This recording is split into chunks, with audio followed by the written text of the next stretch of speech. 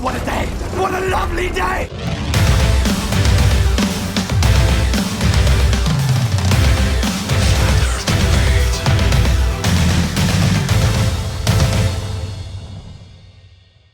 Welcome to Flat Earth Debate Live. I'm your host Nathan Oakley, and if you are new to this channel, or you've not done so already, then be sure to subscribe and hit the bell notification icon to keep up to date with the Flat Earth Debate. If you'd like to join the community debate, then there is a link to nathanoakley.com below this video. There's also a link to PayPal, Patreon, and crypto if you'd like to support this channel. There's also a super chat that runs alongside each of these shows while they are live. Now, I'm joined by Quantum Eraser. How are you doing? Very good to have you. Good evening, sir. Good evening to you too. So both yourself and myself were instructed to watch a video on the Jose JG Gonzalez channel that involved Anthony. He'd been up very, very early one morning and happened to catch Jose live, joined and instructed us both to watch it, which we dutifully did. And the reaction is what this show is about, basically. So this is why we're having a show now, to react to some of the things that were discussed in that show. So I don't know if you want to kick straight off with it, John, or if you want to give a little preamble. It's entirely up to you. It's a full-time job keeping up with this stuff, man. Keeping up with these retards. Anthony, you need to take a break, man. Because I had other missions to do, and then you forced me to listen to this. And you know there's going to be a reaction. I think he did it on purpose. Yeah, and then he left us out here. You know, he went to bed and leaves us out here. Yeah, he was quite insistent that he wanted to join. And then I messaged him, "You're going to join?" No, I'm tucked up in bed. Well, I will listen. Thanks very much. Hashtag same team. Yeah, well, at least he's a viewer. That's all we can ask for. Sleeping Warrior, subscribe today. Okay, if you're good, I'm going to start off with the first clip. Is that all right by you? Yeah, well, let's preface it by saying who we're talking about here today. It's going to be Jose, Shawn Hufford, and some guy, I think his name's McToon, McToon, something like that. I don't know him, but he's going to join the party and become at least not, if not a star, then a associate director or what a stand-in. But we're going to get to him. The reason why we're doing it is because not only do we want to punk these retards, because as you're going to see, this is going to be a joke, but they have similar arguments. You know, all these ballers have the same arguments. So we're just going to eviscerate those.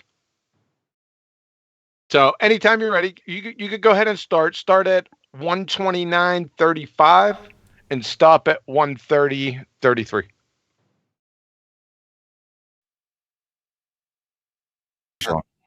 While you look for that, Riley, I think maybe a week ago or so, 4 or 5 days, I did a little special nighttime, and I Googled all the 10 references that you've been giving, the 10 you presented today, doing the definition, just for the hell of it, just for fun. Because if you give me a reference, I'm gonna research what that whole page university is gonna give me.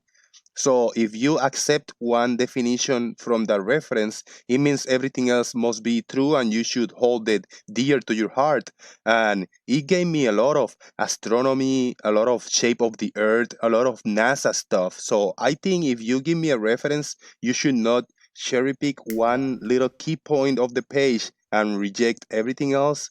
I think it's the most honest approach. If you give me a reference, you got to take all of it from the reference point, if you understand what I mean.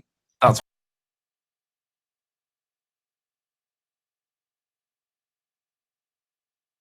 Okay, so you're up. You're presented. Yeah, so if you guys are sitting out there and you didn't just say, "What the hell?" then you're wrong. So be patient with me. I'm going to try to get through these series of sentence fragments. So Jose Retard, I think it may be a week ago or so, 4 or 5 days, I did a little special nighttime and I Google all the 10 references that you get.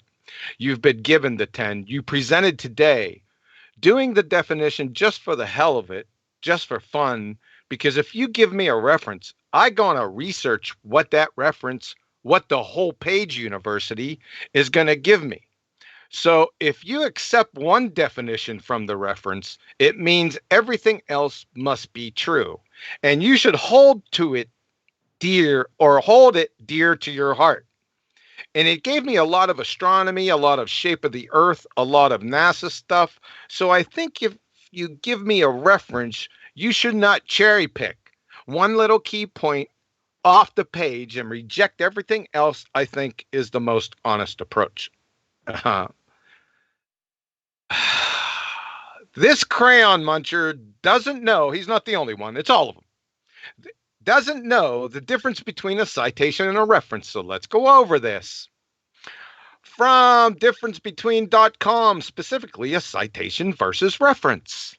A citation is how you quote the source of the ideas within the body of the research paper.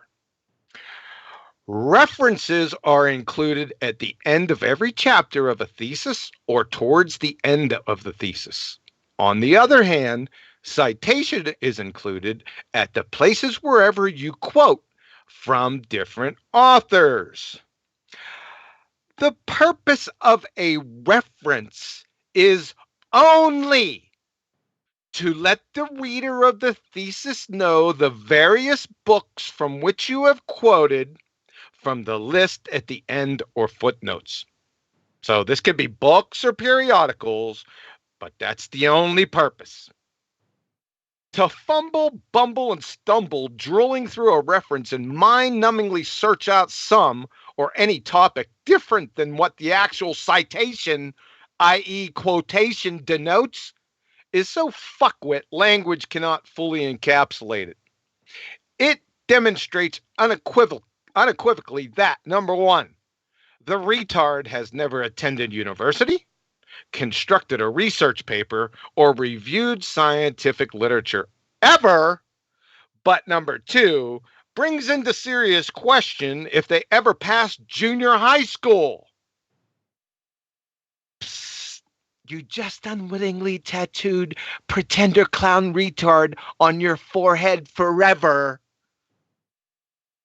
Following the logic from Retardia, these citations are cherry-picked, and both papers should be dismissed and the authors charged, indicted with academic fraud. We got Yunhoo Kim, a delayed choice quantum eraser, 10 violations, and Zhao Sang Ma, quantum eraser with a causally disconnected choice, with 52 violations of cherry picking. Let's take a look at this. What you do is you go to the end of the research study. And by the way, you guys should stop in here and review this experiment. It'll put hair on your chest. So let's go down to the end, usually where the references are. You see all these over here? These are the references for the paper above. There are 52 references here, right? According to Knucklehead Jose, they're all cherry picked because he doesn't know what cherry pick is. None of them do. Clowns. It also indicts every single encyclopedia and dictionary ever written. It also justifies my wife rejecting the chicken marsala recipe I gave her because in the very same recipe book it has chicken pot pie, which I hate. If you haven't caught on to the little snooky game they got going on here, here's the concept. But in the very same reference you cited from about boll weevils, it says that astronomy is science. Well, did I cite it? What did I cite? Did I cite astronomy as science, or did I cite something with boll weevils? If I didn't cite anything about astronomy as science, then I'm not responsible for it. Duh. So I post a citation discussing the crucial importance of the bond force constants in the water diameter. However, if within the very same reference, even if it's the next sentence, it goes on about how the bond force constants in the water diameters are created by invisible three-toed gnomes behind the Crab Nebula, throwing pixie dust in a black hole, and how they are the cause for invisible three-toed gnome calcium oxalate stones. That fact, number one, doesn't refute, render null, impugn my citation, or have any impact on it whatso friggin' ever. Number 2, doesn't denote that I believe that invisible three-toed gnomes exist or have kidney stones. Number 3, doesn't obligate me to explain or justify in any way, shape, or form invisible three-toed gnomes, crab nebulas, black holes, or calcium oxalate stones. And number 4, shows unequivocally that your clumsy, daft Muppet appeal is a booger-eating retard, incoherent, belly-laughing red herring fallacy from the Black Lagoon, at best. In other words, Mr. Magoo, I'm only responsible for the citation and the substance therein. Duh. Please report to 5th grade 2 weeks early next year. It's so shocking that I would even have to go over this. Right? Again, by the mere fact that I had to explain this, demonstrably reveals not only that this booger-eating psychopath Jose never reviewed scientific literature ever, but brings into serious question if and how he ever passed junior high school. Let's do a couple examples. P.S. The father of the second law of thermodynamics is Lord Kelvin. But Lord Kelvin also said X-rays will prove to be a hoax and radio has no future. So according to Jose's claim above, nobody can cite the second law of thermodynamics unless they think X-rays and radios are bunk. Clown. And this is absolutely priceless. I took this from above. Jose retard. If you accept one definition from the reference, it means everything else must be true. You should hold it dear to your heart. I mean, I don't know. Just hammer away at the C4 fire, clown. This is tantamount. Listen to this. A prosecutor obtains the handwritten diary from a serial killer detailing how he murdered his last 10 victims. On page 3, 6, and 9, the killer states, I am innocent. According to Jose Retard, the judge is perfectly justified in stopping the prosecutor from continuing his examination on the basis of cherry picking. Clearly, the defendant is innocent because the prosecutor should believe everything that has come from the same source in the same document and hold it close to his heart. In conclusion, perhaps you should get on your knees and pray ceaselessly to the rock, pond, whatever, and give thanks for the autonomic nervous system, clown, because if you had to think to breathe, you'd be in big trouble. Unbelievable that I would even have to talk about it. I appreciate it, though. Thanks a lot. Please continue making videos with this clown nonsense. He's got the butt of it, but Jose's one of a string of people that level the claim of cherry picking specifically at your door. It happens almost daily. No, it's just not at my door. They do it. It's like cherry picking. As soon as they're put up against the woodshed, cherry picking. They think that that's like an argument, right? Now you have to support it. Most don't even know what it is. So it's. I just shake my head at these people, man. They think that they're clever. I think that they think they're clever, but they're abject morons.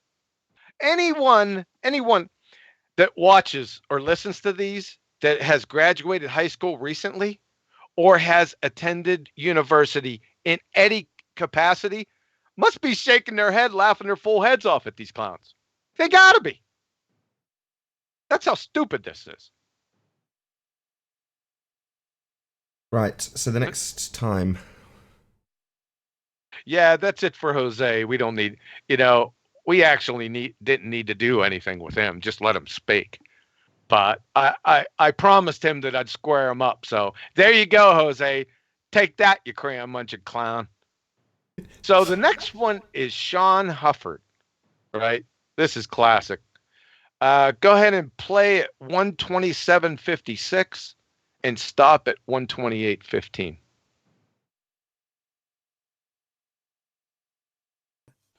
Have you ever tried doing this?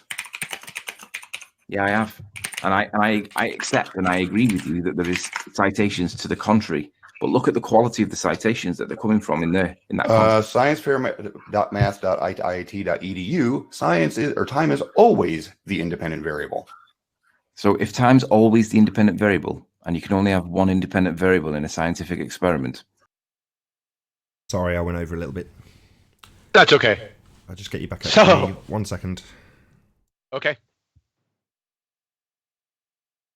Okay, you're up. So Shawn Hufford actually citing something, that's a first, not only for Shawn, but for any of those crayon munchers, cites this. Time is always the independent variable. Priceless, man, priceless. You no depth, mindless parroting retard. Number one, did you think you were done? The argument has just begun, clown show. You now have to support, i.e., cowbell, that which you've cited with demonstration. Best wishes. It's coming up in the face of this. Get ready. Viable independent variables must satisfy 3 criterion. Number 1, it's your presumed cause. Number 2, the researcher must be able to vary and manipulate it. And number 3, the independent variable must demonstrably exist before you use it in an experiment.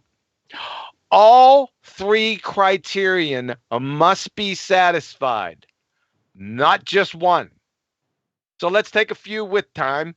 Height, depth, width, length, distances, and time are not viable independent variables. I don't care who says it. Number 1, the submarine was crushed at a depth of 10,000 feet. Did depth cause the sub to implode, or was it pressure? Number 2, the gentleman was so obese he measured 1 meter wide. Did width cause obesity, or was it laziness combined with excessive caloric intake? Number 3, over the course of the night, the sun suddenly appeared above the horizon. Did time cause the sun to appear above the horizon? Does time cause the difference of scores between the first and third quarters? Did time cause the dough to rise? Does time cause the new roof to appear? Does time cause gravity? Or can we just think of it as time? Never gets old. Did time cause the universe to poof itself into existence from pre-existence? See how silly these are? You silly wabbit. Tricks are for retards. And by the way, crayon muncher, from the University of Texas, there can only be one independent variable and one dependent variable in an experiment. Everything else can impact the experiment must be kept constant or controlled. These are synonymous. We'll get to that in a little while. These are known as controls. So, crayon muncher, if time is always the independent variable, then every single effect in the history of the world is caused by time.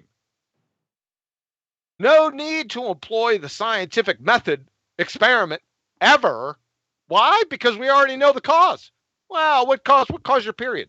Time. Oh, what caused the grass to grow? Time. Clown show. All you could, and this is the best part. I want to see somebody do this. Can you tell us how you vary and manipulate time, por favor? What do? Stop your watch? Time is merely the conceptual medium in which all events in what we call the universe take place. That's all it is. You can't physically vary and manipulate concepts, you retard. Time is always a constant, i.e., control variable. Duh. That's all for that one, man. Yeah, that one's not new either, really, is it? I've heard time being used. I've heard all the other lists as well. Just for the sake of the audience, because, you know, it's been a while since we've done this show, and I know the audience. Can you just ask me a couple of those questions that you phrased with, is time the cause of the scores between the first and... Can you just ask me a couple of those? Yeah, I got one for you. Does time cause the new roof to appear? No. People building it. Does time cause gravity? No. If it doesn't cause gravity, can we just think that it causes gravity? Yeah, we can think of it as being galloping unicorns if we want to. We can think of a lot of things. It's the same thing. It's, with width or depth, right? It's the same scenario. Or location. Or location, exactly. Or any distance. It doesn't cause anything, right? This cause and effect thing is going to become very important here over the next few minutes. Okie doke. Right, this next one, the short one. It's a quick turnaround. Play at 145 and stop at 145.05.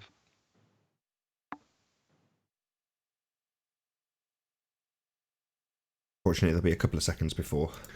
Literally, astrology says, okay, Mars is over by that star, so this is going to happen in your life. Yeah, I get it. So explain. Astronomy is an observational science. It's not trying to apply a cause and effect. It's Pretty sure that was where you wanted me to stop. How'd you guess? Okay, you're up again. Yeah, so Shawn, I love this, by the way.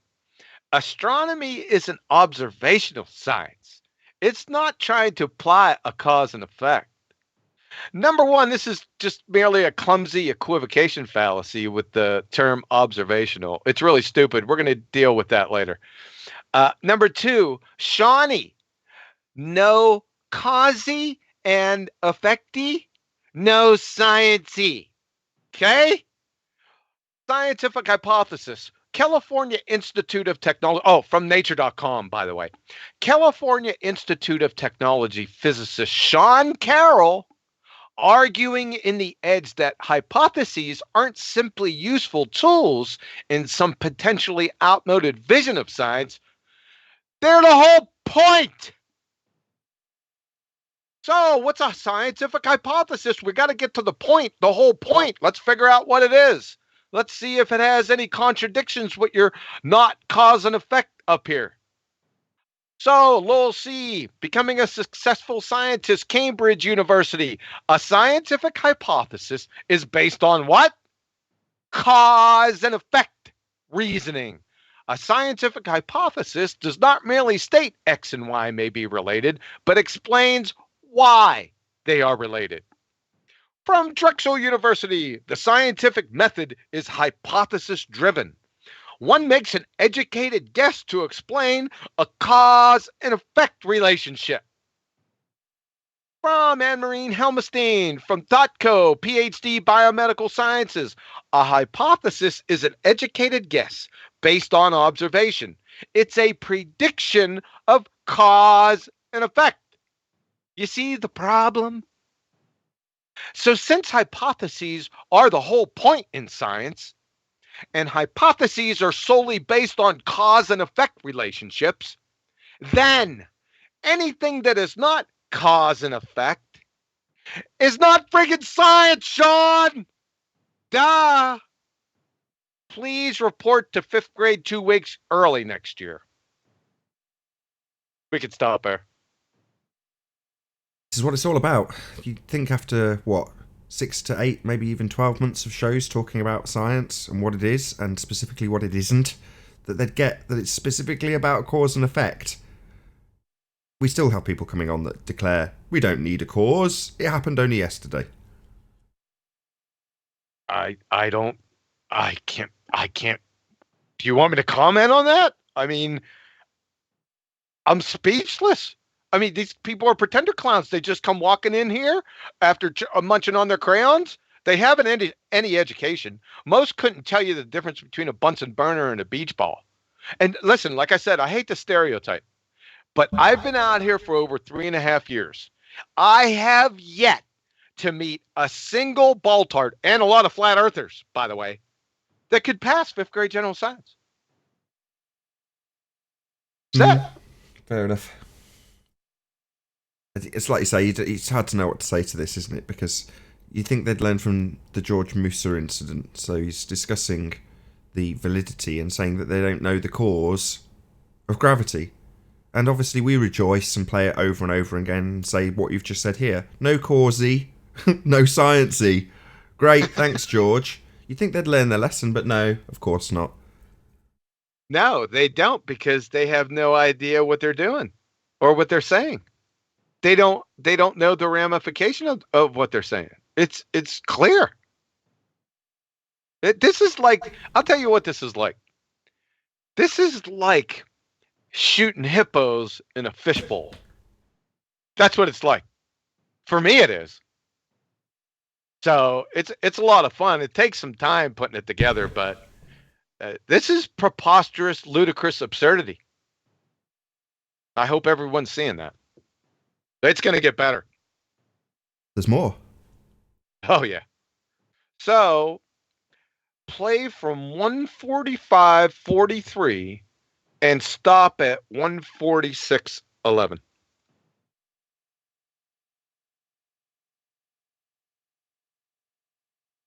I will have a few more seconds, unfortunately. And you're in the vast minority. That's because on your side, none of you because you're smarter than every other scientist that's ever been. Because you're trying to apply the rules of experimental science with observational science. They are not the same thing. I know. One of them. So why are you comparing them as the same thing? I'm not. I'm contrasting them. You're saying astronomy is pseudoscience because it doesn't follow the experimental scientific method. Correct. It's not an experimental science. It's observational. It's not real science. It's not trying to find causes and effects. It's literally just making observations and measurements. That's all.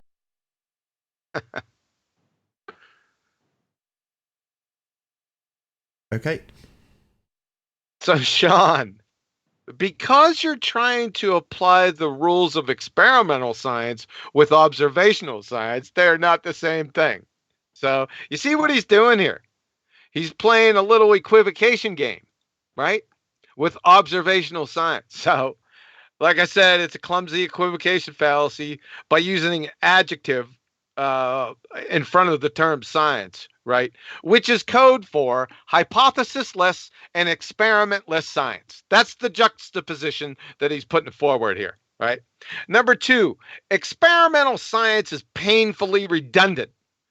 It's a tautology, like dark nights, chromatic rainbows, vertical drop, and true facts.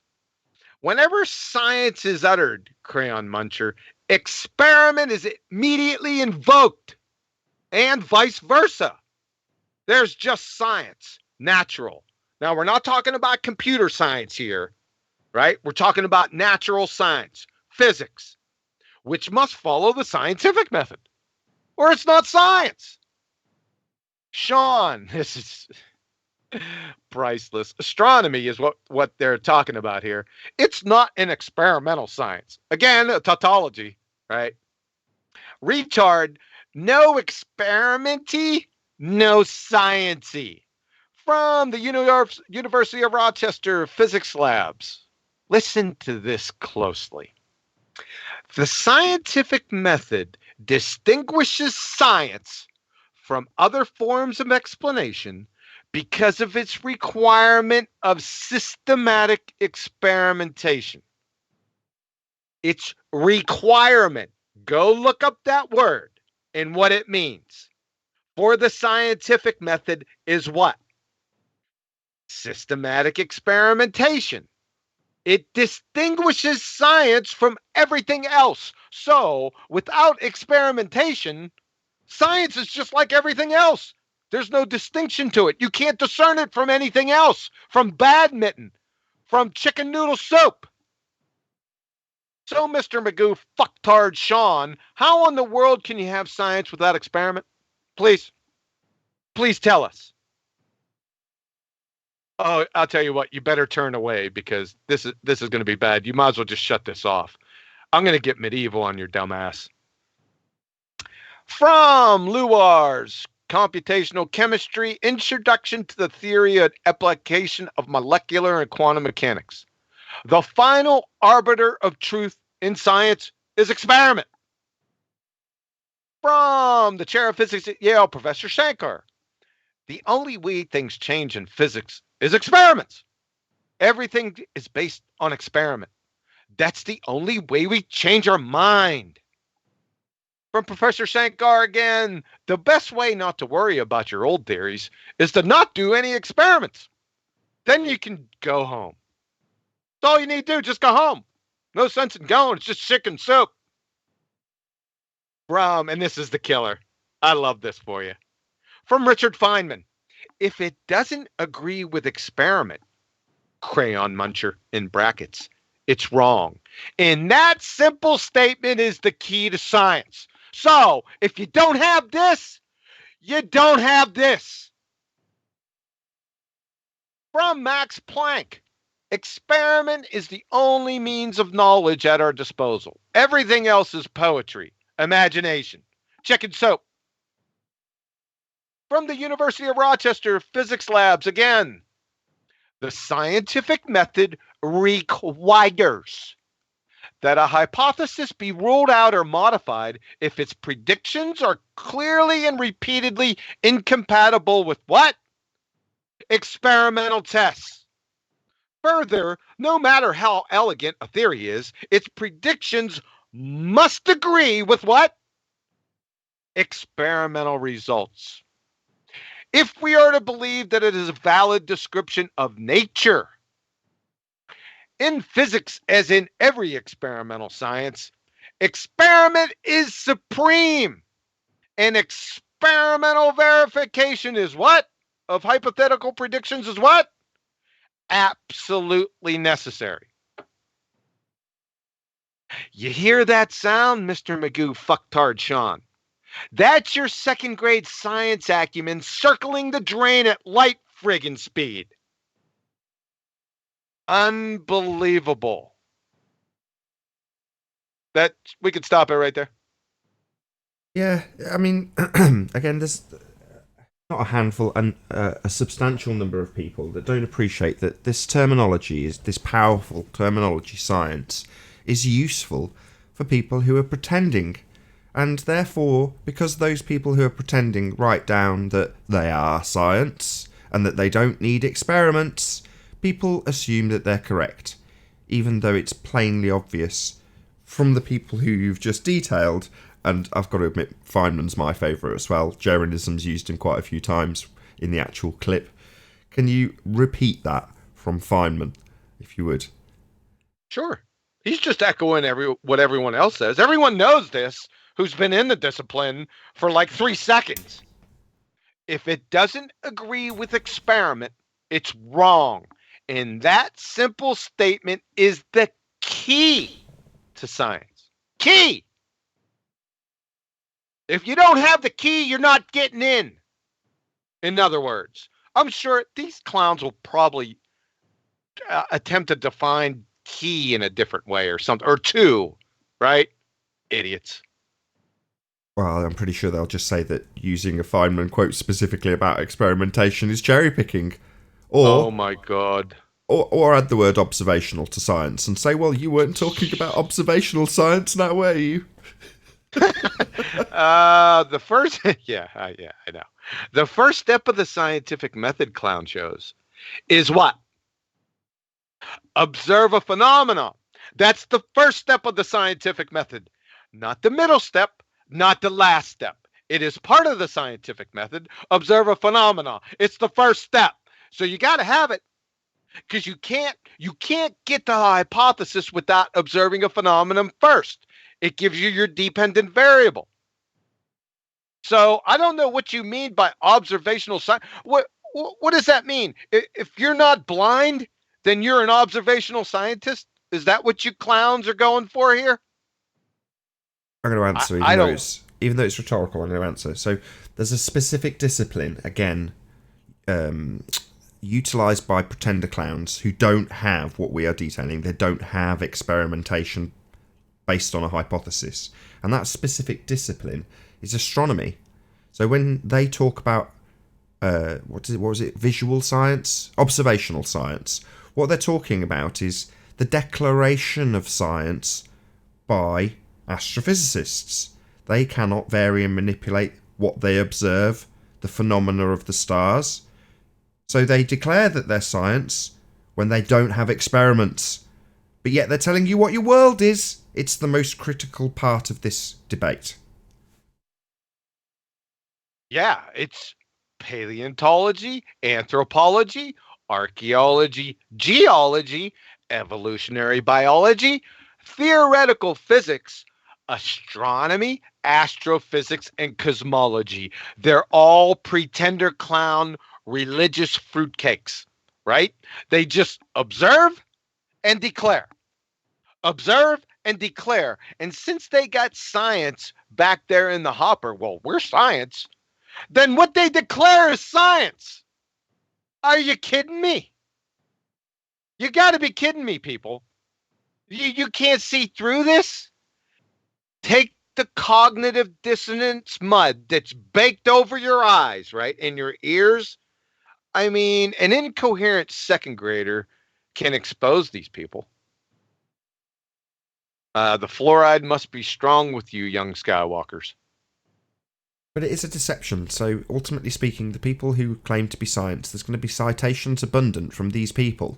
Often, we're using them as hostile sources, but they're going to be in abundant. It doesn't mean that they're not deceiving you, and that's why people get labelled wiki-parroting pretender clowns by Quantum Eraser. Because that's what we're dealing with, people who have no discernment about the actual information that they're reading, and don't recognise an overt lie by a pretender clown. I'm science. So immediately you go, oh, well, what he's saying must be true then. Yeah.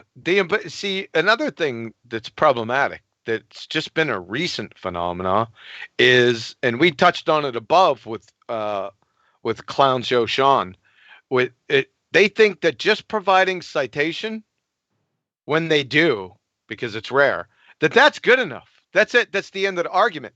No, no, no, no, no, no, no, no, pretender clowns. No, the argument has just begun. You now have to support. If the person that made the citation, if that person didn't actually support what he just said, if you cite it, you're responsible for it. You now have to go out and search out support for what he just said, because I don't care. I don't care who it comes from. It's a baseless assertion fallacy unless you can support it. I hope that's clear to people. Or repeat it 5 times while you're refuting the baseless assertion. If you can paraphrase your own baseless assertion 4 more times over the top of the rebuttal, then that's pretty much a win. Right. You have a lot of people doing that now. Even flat earthers are starting to do that, right? I don't get it. I understand the tactic, but simply reasserting your position 5 to 500 times in the face of a rebuttal isn't going to be a win. It doesn't work like that. And I have to agree with you. I'm lazy, so I often don't go and get citations. I prefer to take the actual, the path that you're describing in terms of them being support. In other words, you make the argument, you make the case, and you may require a citation to support your case. Once it's cited, as John puts it, you're responsible for it. It's part of your argument. It's not that the entire reference suddenly backs your argument, Jose. You're just citing one specific thing that backs your specific argument. Now, like I say, I'm lazy. I'd just rather make the argument and not cite anything. But that's just me. But what the point is that just a citation isn't an argument. It doesn't stand in isolation to prove your point. You have to make your case. Exactly. You got it. Yep. Okay, should we move on? There's a couple more clips to go, I believe. Yeah, it's just one, I think. Hold on a second. Let me check. I think it's just one. I think we could get through one. It doesn't matter. Let's get to it. Let me find it. Got 20. It is. Go ahead. 209.56. Yeah, this is Mr. Magoo. I mean McToon. So play at 209.56. Stop at 210.07.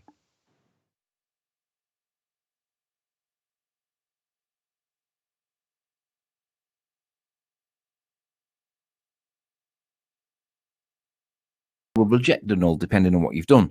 So you will prove that either the hypothesis was proven or the null was proven, but you will prove one of them, and you will dismiss I'm sorry, the other. that's a little bit of word games. I will not. All right. I will not accept that science proves things because scientists will stand up all day long and say, "No, I'm sorry, we don't prove things." All right.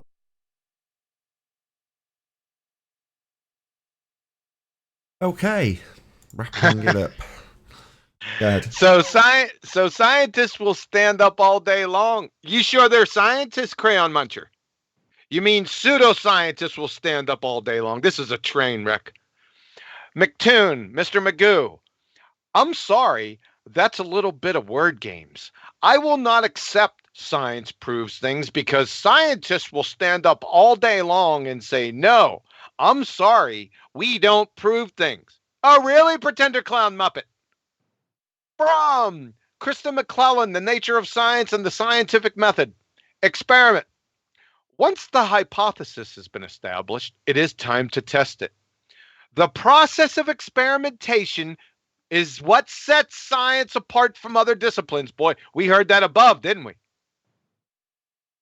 This process of experimentation is what sets science apart from other disciplines, and it leads to discoveries every day. An experiment is designed to prove or disprove the hypothesis. If your prediction is correct, you will not be able to reject the hypothesis. Duh! From Dr. Craig Venter, the grand poobah of geneticists, the geneticist of geneticists.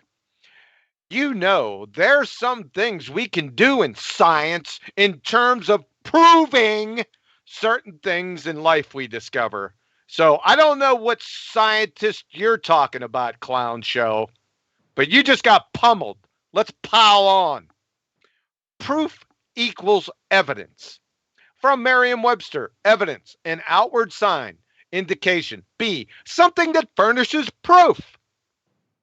From Oxford dictionaries, proof, evidence, or argument establishing a fact or truth of a statement.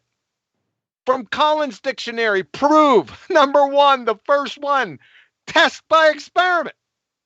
Do you get it now? Proof synonyms, confirmation, evidence, validation.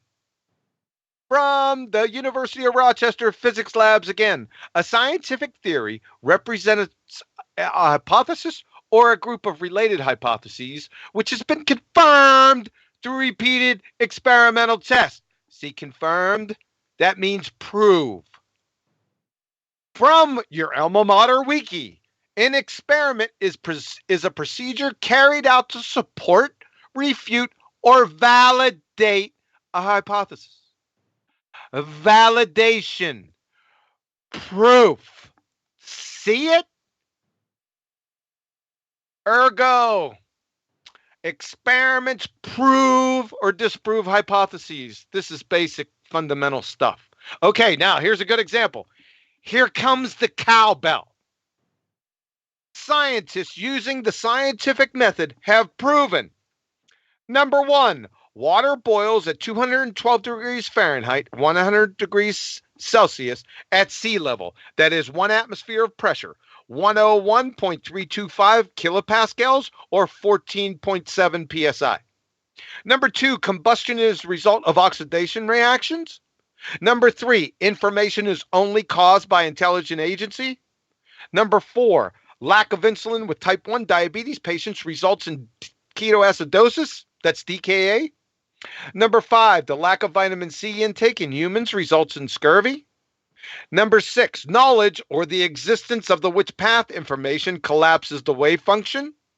Number seven, the rapid motion and collision of molecules with the walls of the container causes gas pressure. Number eight, magnetism is caused by the motion of electric charge. Number nine, the Coriolis force is caused by two differing frames of reference, one rotating coordinate system, non-inertial, and one rotating coordinate system, inertial.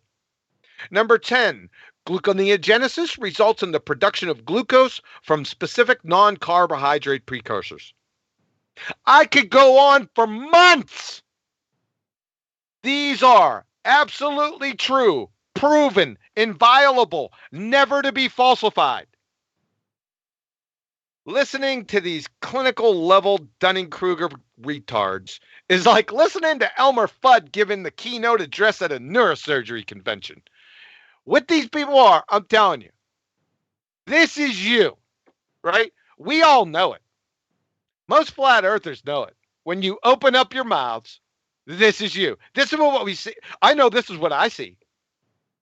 Every single time. Not only you three, all your knucklehead cohorts. You're all the same. Basically, you have all the same train wreck arguments from 2015, right? Just whistling past the grave road. Oh, the rotation of the earth, the rotation, it's not spinning that fast. You know, typical stuff like that. This is what I see. Seriously. Thanks for your ear. Have a nice day. Thanks. Excellent presentation. Nice dissection, as always. You're welcome. Can I get one of your catchphrases? It's a new one. I've not heard it before. Did you say carry on pounding the C4 to put out the fire? No, yeah, it's really funny. It's a really good visual. Technically, it might not be correct, but anyone who tries it, it's a train wreck. So C4 is plastic explosive, and what you need to set it off is pressure and temperature, both. It won't go off with just one. I mean, you could burn this stuff; it ain't going to go off. On the other hand, you could pound on it. You could squeeze it to death. It's not going to go off. But if you combine both, look out, brother. So pounding the C4 fire, I just get a visual of just a crayon muncher, finding some C4 laying around and taking a hammer and say, ooh, start pounding away at it. So yeah, it's the concept, man. It just kills me. Yeah. There was a serious point, actually. I should have said this before, which is to say that, in amongst the people who are claiming to be science, that is the main point here, which is that there's going to be, I said it already, there's going to be citations that you can go and find, but they've been produced by the pseudoscientists, and that's really where the battle lines are being drawn. I mean, I watched an Owen Benjamin clip from a way back, and he's talking about NASA even before he came to this subject, and he's talking about science and saying how it's big bad science. And you're like, no, not at all.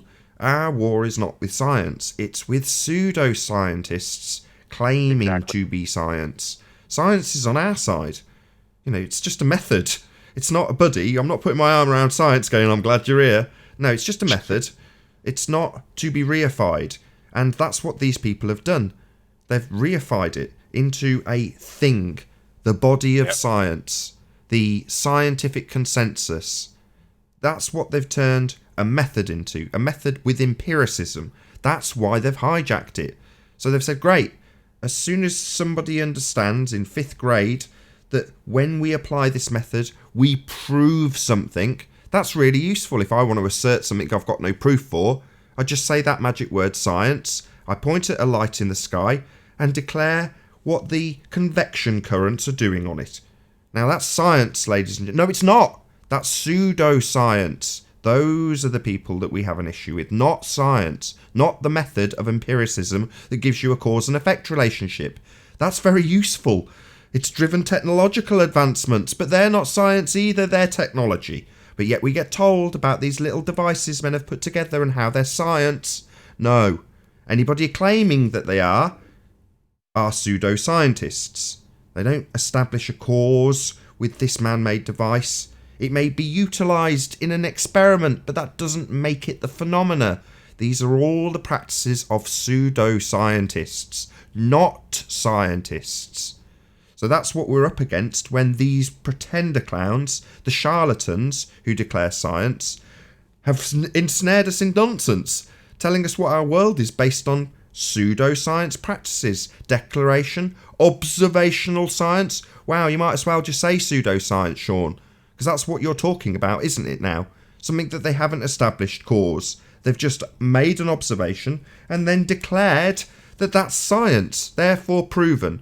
And when we pull it apart and say, no, science actually does prove things through systematic experimentation, the main key event in science, once we show them that, you know what they say? Oh, no, science doesn't actually prove anything. It just gives you a jolly good indication of something that's occurred. And it might be changed at a later date. Again, the same pseudoscientists. They're the people that are going to tell you that science is going to change. No, it won't. The whole point of doing it is to give you an empirical result. But no, if they need to change their just so story later down the line, they're absolutely going to grease the skids of their just so story by prefacing science and saying it doesn't prove things. If it doesn't prove things, what the hell is the point of doing it? Well, there is a point. It establishes cause. I'm speechless. I couldn't have said that any better myself. Exactly. Precisely. So leave the scientists alone. The real ones, just let them get on with establishing cause and effect, and go after Neil deGrasse Tyson and say, what's your independent variable when you declare this, that and the other about a light in the sky? He ain't going to know what it is.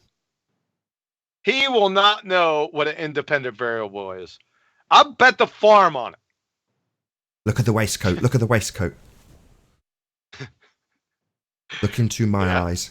Yeah, these people are pretender clowns. They're the ones we've got a war on. And when people say, oh, if we attack science, again, reifying this method, then the whole of society would crumble. No.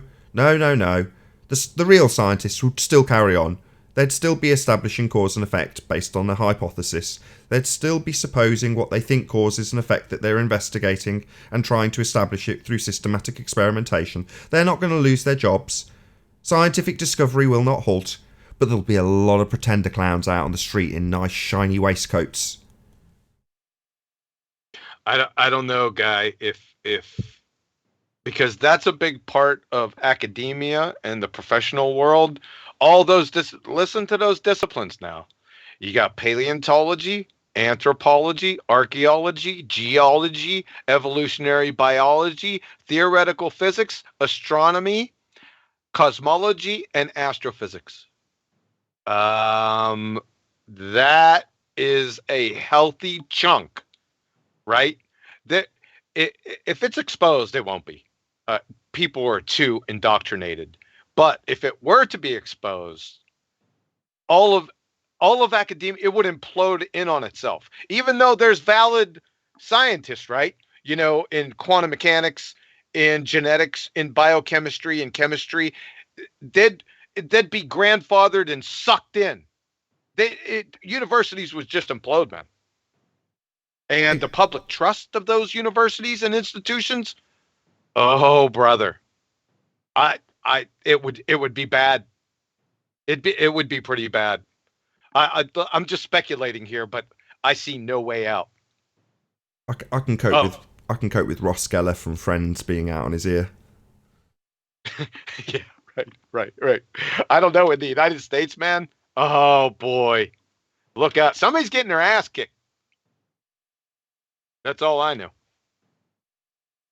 Okay, I'm happy to wrap it up here. If we're coming up on the hour mark, which is about how long I was hoping it would be. Have you got anything to add? If not, I'll round out and thank the audience. Nothing to add. Thank you. A pleasure. First and foremost, a massive, huge, enormous thank you to Quantum Eraser for making this presentation possible. Also, of course, a massive thank you to all of you in the live audience for tuning in, hopefully sharing the show. If you need to keep yourself occupied after this debate is over, then go to nathanoakley.com and check out the Flat Earth Debate Forum to keep up to date with the community debate. I've been Nathan Oakley, and I'll see you all in the next video. Oh, what a day! What a lovely day!